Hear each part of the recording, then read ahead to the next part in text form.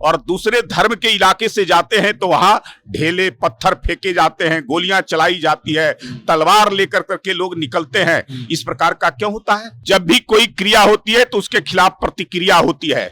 जब कोई पत्थर फेंकेगा तो आवेश में, भावावेश में आकर कर करके उससे बड़े पत्थर फेंकने को लोग व्याकुल होते हैं। वैसे दंगा करने वाले, वैसे देश के खिलाफ साजिश रचने वाले, वैसे माफिया तत्वों के ऊपर अगर बुलडोजर चलाया गया तो उस आम जनता उससे खुश हुई। किनका कनेक्शन बांग्लादेश से है, पाकिस्तान से है, आतंकवादियों से है, जो देश के खिलाफ साजिश रचने वाले हैं, राष्ट्र विरोधी ताकतें हैं, उनके साथ है। ये किसी को बताने की आवश्यकता नहीं है।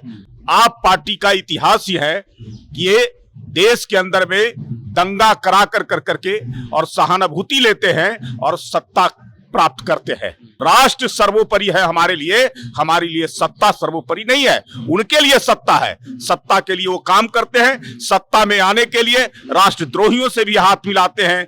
देश को नेस्तनाबूद करने में कोई कोर कसर नहीं छोड़ते। देश में अगर दंगा रुकवाना है तो बीजेपी कार्यालय पर बुलडोजर चला देना चाहिए, ये बयान आम आदमी पार्टी से राज्यसभा सांसद राजव चड्ढा ने दिया है। इस पर हम बात करेंगे। हमारे साथ बीजेपी के नेता प्रवक्ता प्रेम रंजन पटेल जी हैं। सर, बयान दिया गया कि दंगा रुकवाना है तो बीजेपी कार्यालय पर बुलडोजर चलवा देना चाहिए।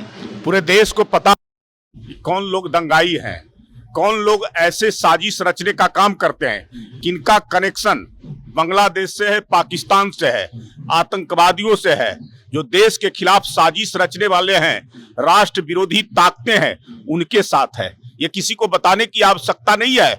आप पार्टी का इतिहास ही है कि ये देश के अंदर में दंगा करा कर करके और सहानुभूति लेते हैं और सत्ता प्राप्त करते हैं।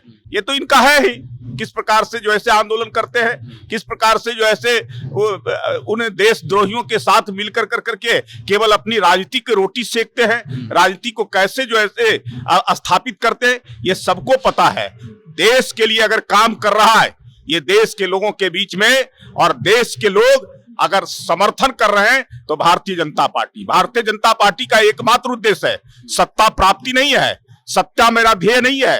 हमारा जो है से सत्ता साधन है। हमारा है राष्ट्र को मजबूत बनाना, इस भारत माता को परम वैभव पर ले जाना, उन्नति के सर्वोच्च शिखर पर पहुंचाना, इसको विश्व गुरु बनाना।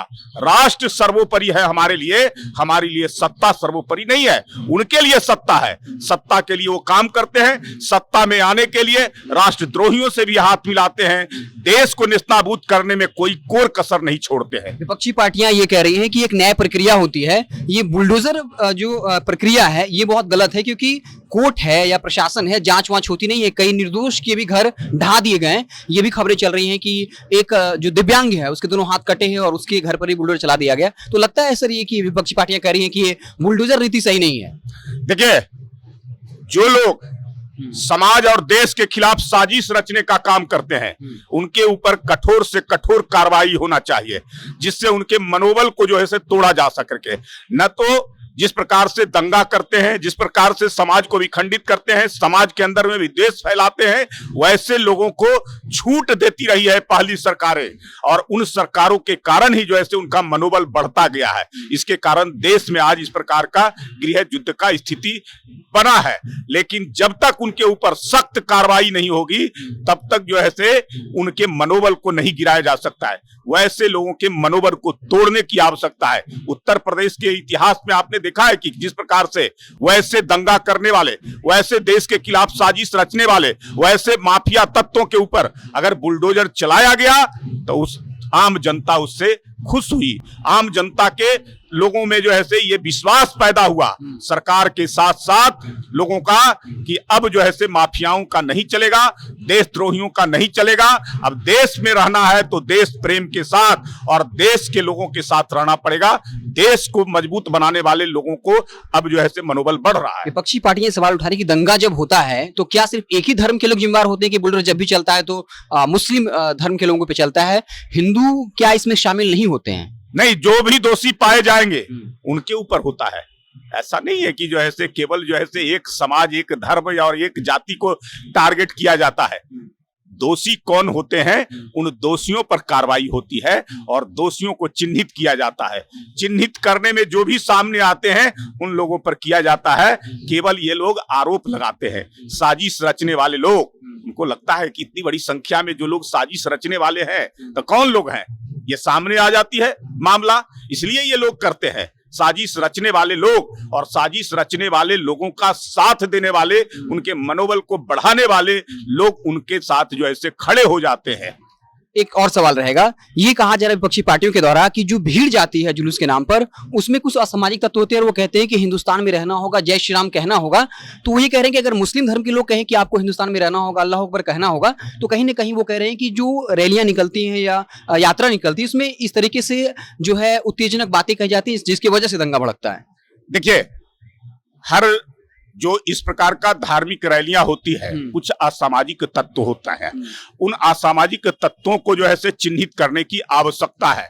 लेकिन बार बार क्यों ऐसा होता है, जब एक धर्म के लोग और दूसरे धर्म के इलाके से जाते हैं तो वहां ढेले पत्थर फेंके जाते हैं, गोलियां चलाई जाती है, तलवार लेकर करके लोग निकलते हैं। इस प्रकार का क्यों होता है? दूसरे धर्म के लोगों के बीच से जब उनकी रैलियां होती है और ऐसे कोई जो ऐसे अवसर आते हैं तो वहां दंगा नहीं होता है।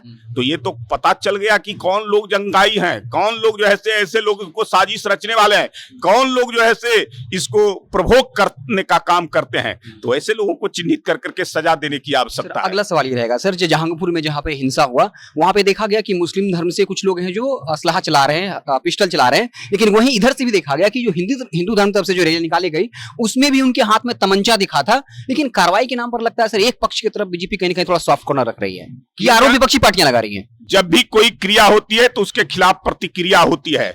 जब कोई पत्थर फेंकेगा तो आवेश में, भावावेश में आकर कर करके उससे बड़े पत्थर फेंकने को लोग व्याकुल होते हैं। लोग असलहा सर, हथियार था, पिस्टल करता था। मैं तो कह रहा हूं, इसलिए अगर वो बचना होगा, अगर किसी तरफ से पत्थर फेंके जा रहे हैं, असलहा लेकर करके और गोलियां चलाई जाएगी, तलवार भाजे जाएंगे, तो उनको बचने के लिए खुद जो है सुरक्षा भी तो करनी होती है। उस समय वो नहीं देखते हैं कि सुरक्षा के लिए हमारे जो है सेना के जवान आएंगे कि कब आएंगे, तब तक तो कितनी लोगों की हत्या हो जाएगी, कितने लोग मारे जाएंगे।